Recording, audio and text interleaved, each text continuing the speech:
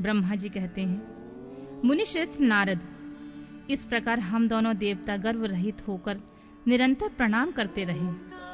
हम दोनों के मन में एक ही अभिलाषा थी कि इस ज्योतिर्लिंग के रूप में प्रकट हुए परमेश्वर प्रत्यक्ष दर्शन दे। भगवान शंकर दीनों के प्रतिपालक, अहंकारियों का गर्व चूर्ण करने वाले तथा सबके अविनाशी प्रभु हैं। वे हम दोनों पर दयालु हो गए। उस समय वहां उन सुर श्रेष्ठ से ओम ओम ऐसा शब्द रूप नाद प्रकट हुआ जो स्पष्ट रूप से सुनाई देता था। वह नाद लुप्त स्वर में अभिव्यक्त हुआ। जोर से प्रकट होने वाले उस शब्द के विषय में यह क्या है, ऐसा सोचते हुए समस्त देवताओं के आराध्य भगवान विष्णु मेरे साथ संतुष्ट चित्त से खड़े रहे। वे सर्वथा वैर भाव से रहित थे। उन्होंने लिंग के दक्षिण भाग में सनातन आदि वर्ण आकार का दर्शन किया, उत्तर भाग में उकार का, मध्य भाग में मकार का और अंत में ओम इस नाद का साक्षात दर्शन और अनुभव किया। दक्षिण भाग में प्रकट हुए आदि वर्ण आकार को सूर्य मंडल के समान तेजोमय देखकर जब उन्होंने उत्तर भाग में दृष्टिपात किया, तब वहां उकार वर्ण अग्नि के समान दीप्तिशाली दिखाई दिया।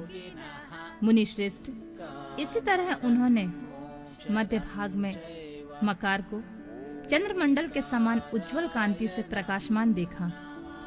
तदंतर जब उसके बाद दृष्टि डाली, तब शुद्ध स्फटिक मणि के समान निर्मल प्रभा से युक्त तुराय तुरीय अमल, निष्कल, निरूपद्रव, निर्द्वंद, अद्वितीय, शून्यमय, ब्रह्मा और अभ्यंतर के भेद से रहित, ब्रह्मांतर भेद से युक्त जगत के भीतर और बाहर स्वयं ही स्थित, आदि मध्य और अंत से रहित, आनंद आदि के कारण तथा सबके परम आश्रय, सत्य आनंद एवं अमृत स्वरूप पर ब्रह्मा का साक्षात्कार किया। उस समय श्री हरि यह सोचने लगे कि यह अग्नि स्तंभ यहाँ कैसे प्रकट हुआ। मैं इस अनुपम अनल स्तंभ के नीचे जाऊंगा।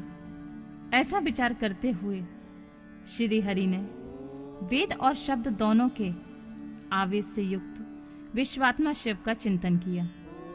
तब वहां एक ऋषि प्रकट हुए जो ऋषि समूह के परम सार रूप माने जाते हैं।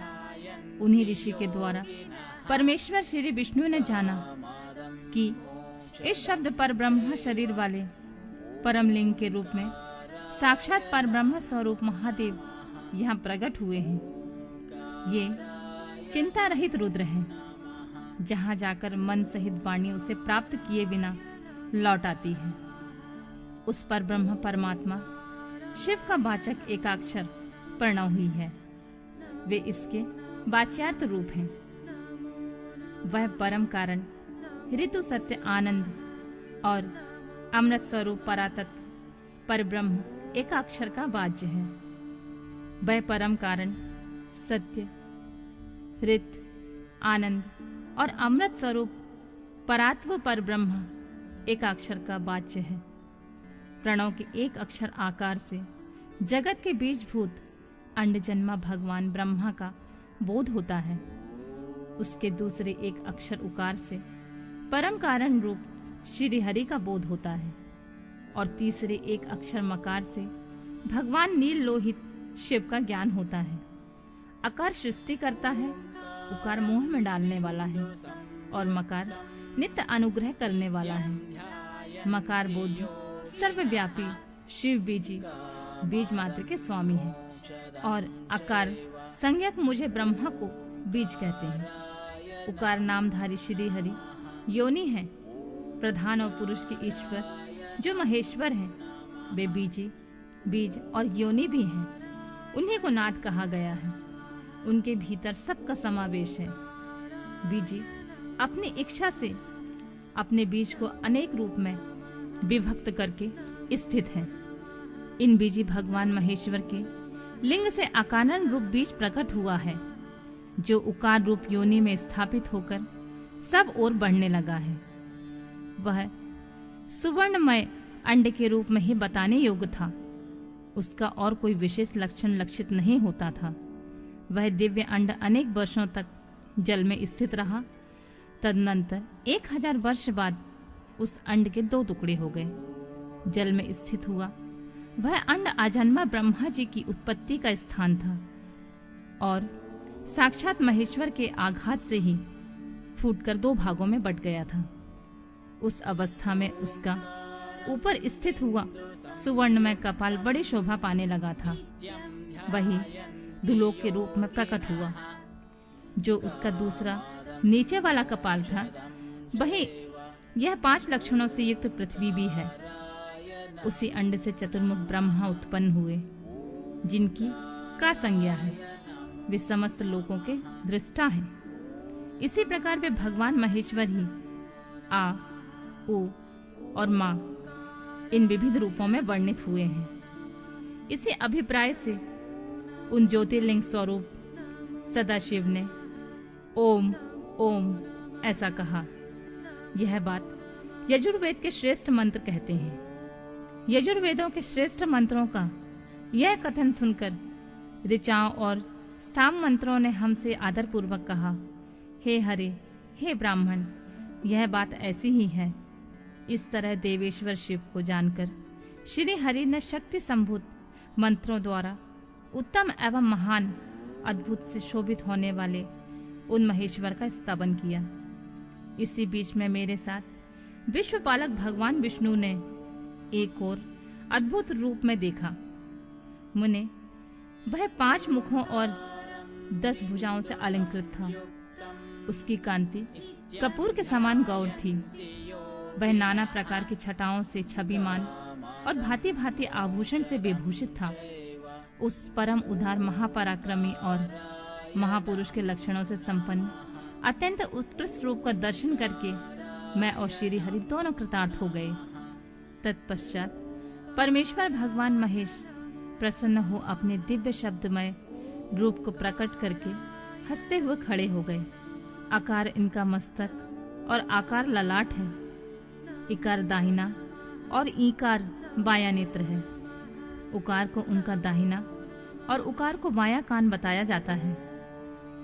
रिकार उन परमेश्वर का दाया कपोल है और रिकार बाया।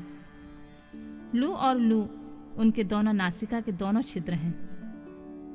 अकार उनका सर्वव्यापी प्रभु का ऊपरी ओंठ और एकार अधर।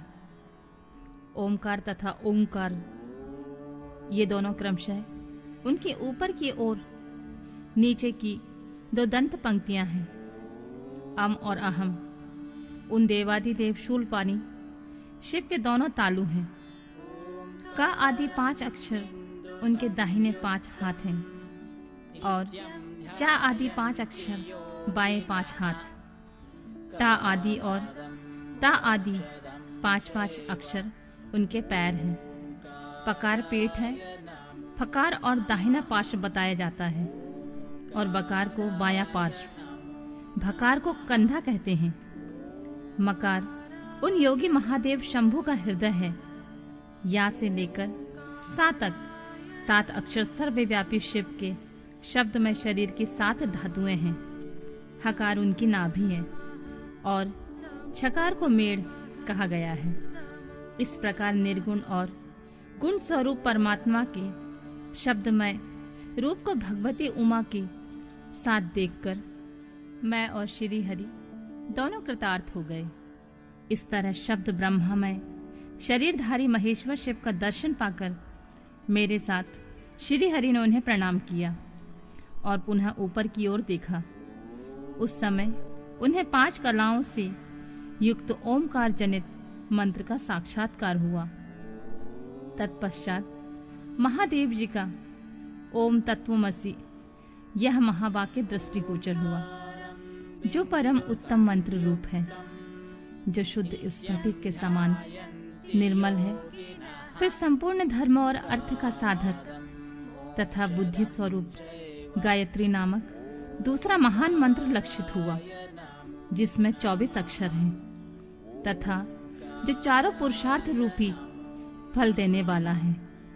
तत्पश्चात मृत्युंजय मंत्र, फिर पंचाक्षर मंत्र तथा दक्षिण मूर्ति संज्ञक चिंतामणि मंत्र का साक्षात्कार हुआ।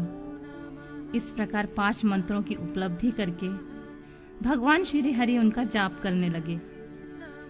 तदंतर ऋक, योध और साम, ये जिनके रूप हैं, जो ईशानों के मुकुटमणि ईशान हैं, जो पुरातन पुरुष हैं, जिनका हृदय अघोर अर्थात सौम्य है, जो हृदय को प्रिय लगने वाले सर्वगुहा सदाशिव हैं, जिनके चरण बाम परम सुंदर हैं, जो महान देवता हैं और महान सर्पराज को आभूषण के रूप में धारण करते हैं, जिनके सभी ओर पैर और सभी ओर नेत्र हैं, जो मुझे ब्रह्मा के अधिपति, कल्याणकारी तथा सृष्टि पालन और संहार करने वाले हैं, उन वरदायक सदाशिव का मेरे साथ भगवान विष्णु ने प्रिय वचनों द्वारा संतुष्ट चित्त से स्तवन किया।